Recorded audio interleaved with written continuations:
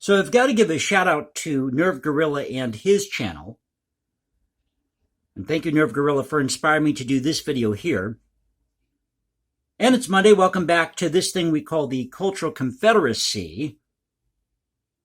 Here I am again with my corncob pipe, enjoying some burley and black, drinking my great value donut chopped coffee.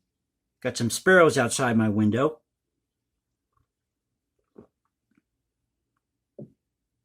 Well, actually, this is a mix. My coffee here, the Great Value and the Sturgis decaf. Trying to use it up while I can. But I want to talk about this issue because Nerve Gorilla brought this up in this video he just posted. This issue about how when you upload something to the internet, whether it's YouTube or wherever, at that point, you no longer own the content, own the video. Well, I disagree with that somewhat. I believe that you do own the content in that video, but that once you upload that video to YouTube, it's out there for everybody to see and to consume. And his whole argument is, why should you pay for this stuff if it's out on the internet and you can get it for free? And as he points out, the whole purpose of the internet is to share files and preserve information. And we do that here on this channel, preserving our history and culture as Americans, bringing to light music by lesser-known composers, celebrating great art and great music. And I want to go back through this lawsuit with Napster because this has resurfaced again here on YouTube. This idea of copyright infringement, this lawsuit that happened with Napster back in 2000, 2001. But Napster laid the groundwork for the download services that we have now. And at the time, they even pleaded with Lars Ulrich, who was the drummer for Metallica. I believe he still is, unless he's retired. But Napster pleaded with Metallica and the RIAA, the Recording Industry Association of America, about fair use and that they were willing to charge some type of fee for these downloads. Now, here's what happened. At the time, you had about 60 million people that used this service called Napster. And I had friends that used Napster. This was in the days where it took forever to download something or it'd freeze every few seconds.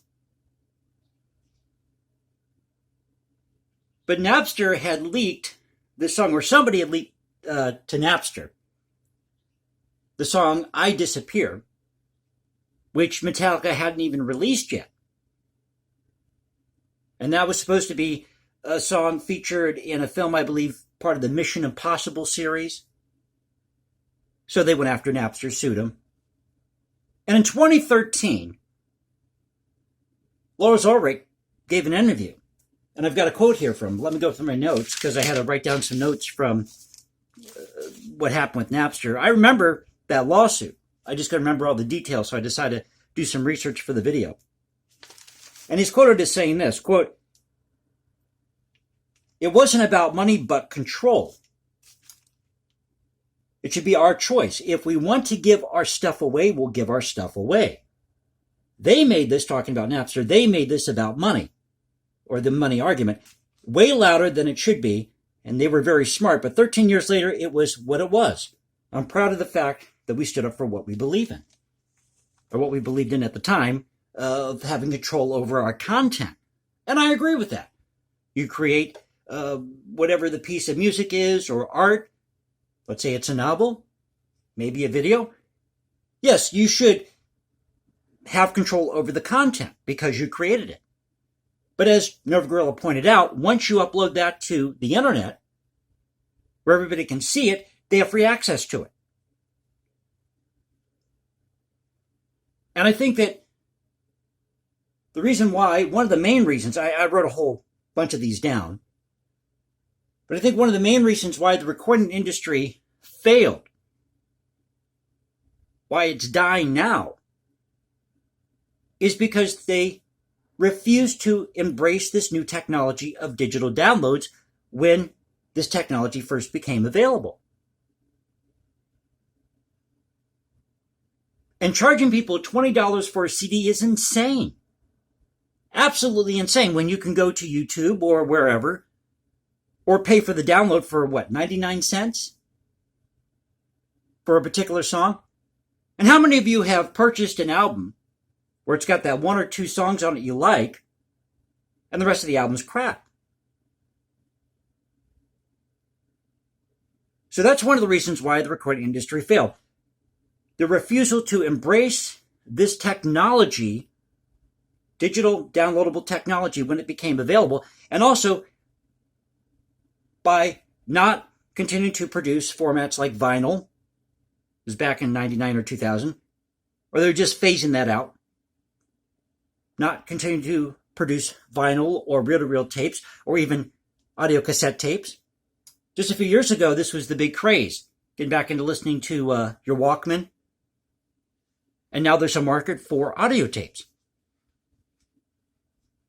But that's coming from not the record industry itself, but from these independent businesses who are specializing in producing audio tapes. And good luck trying to find an actual cassette deck nowadays. And I had my experience with eBay. I've been burned 3 times with eBay. I'm not going back. I'm not trying to diss eBay, but I bought a reel-to-reel off of eBay. Really cool looking reel-to-reel from the 1960s. According to the video, everything worked. So it's not like I just bought this thing on a whim and didn't take a look at the video of it being played or do my research on this. But when I got it, it was DOA. I don't know if it got dropped in shipping or they did a bait and switch. I was able to finagle a $20 discount off of this and said, hey, I'll just go ahead and keep this for parts. Can you give me a little discount here? But I'm never going back to eBay. But why the recording industry did, and I understand that you have to go with what's most profitable. But you also want to take into account as much revenue as you can bring in from whatever source you can. So they refused to embrace this technology of the digital downloads when it came out.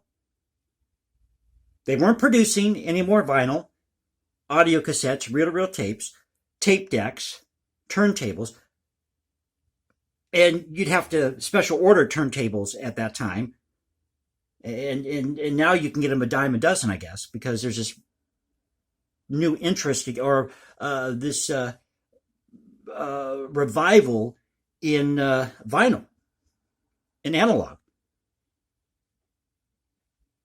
So those are some of the reasons why I believe that the recording industry has failed. I mean, and when you've got Napster coming out and saying, hey, we'll go ahead and we'll meet you halfway here. We realize the error of our ways. We'll be willing to charge some type of fee to use our service. And you got Lars Ulrich and Metallica saying, no, or Dr. Dre saying, no. Then nothing's going to get solved. So it's all about control, not about compromise. And how much money is Metallica making? I mean, how much of a loss would it be for Metallica, or would have been a loss for Metallica, had they not sued Napster? And think of all that exposure, nearly 60 million people at the time between 1999 to 2001, before Napster fell. It was in March of 2001 where they had to close shop. 3 months later, they were out of business. And later, that became Rhapsody, which was bought by another company back in 2010. I have that in my notes here somewhere. From Real Networks, that's who it was. So Real Networks acquired Rhapsody just before the launch of Apple iTunes, around the same time. And then you have Gene Simmons. Sorry if it seems like I'm all over the place, just trying to go through my notes and just trying to pull this all together for you. But then you had Gene Simmons, who did this interview, I believe it was in 2012. So you got this interview in 2013 with Lars Ulrich of Metallica. And back in 2012, you have this interview with Gene Simmons, and somebody else here on YouTube picked this interview apart. Because in this interview, and I just love this, he's complained about the death of the recording industry, and he blames the fans. Now, I don't know if he's changed his tune, but during this interview, he blamed the fans for the death of rock and roll, for the death of the recording industry. No, Gene Simmons, it wasn't the fans. The fans made you. The fans made the recording industry because they're the ones who went out and bought these albums or cassettes or reel-to-reels.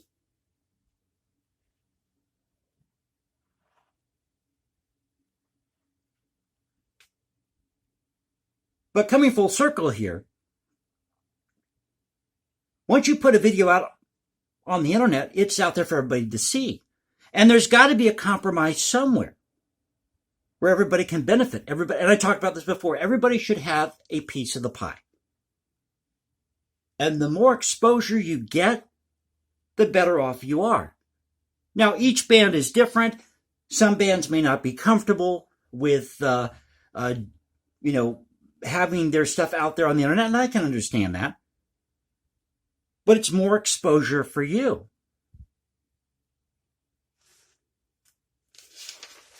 See if I left anything out of my my notes here.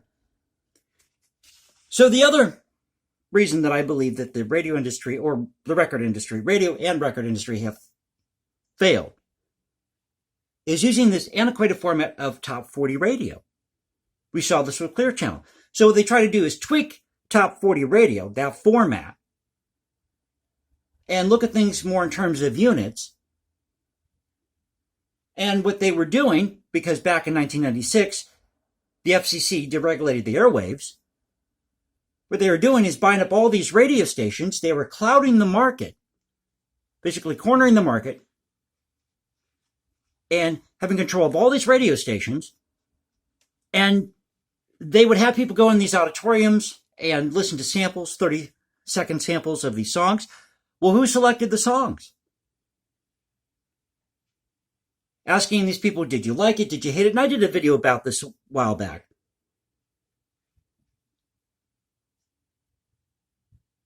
So I think that's the other factor that contributed to the death of the recording industry. They weren't talking to the DJs.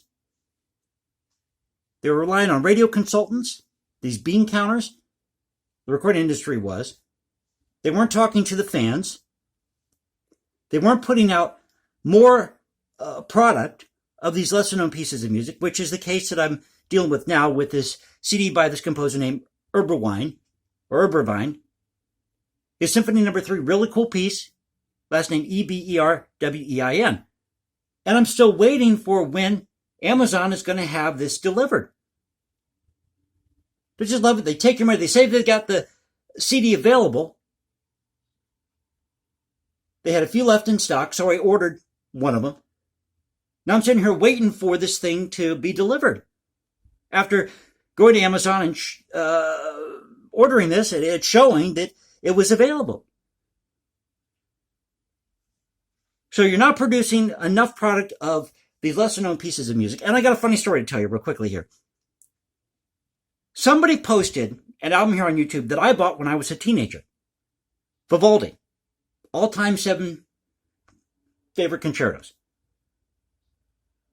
And it was done by this group, Musici di San Marco. And at that time, it was under the label Madison. And these were budget classical CDs. This is back in the early 90s, late 80s, early 90s. And the CDs were black with gold trim. Really nicely done. Really good recordings, too. And this is one of my favorite CDs. And I lost that CD and I could never find it again. Well, somebody posted here on YouTube that exact same CD,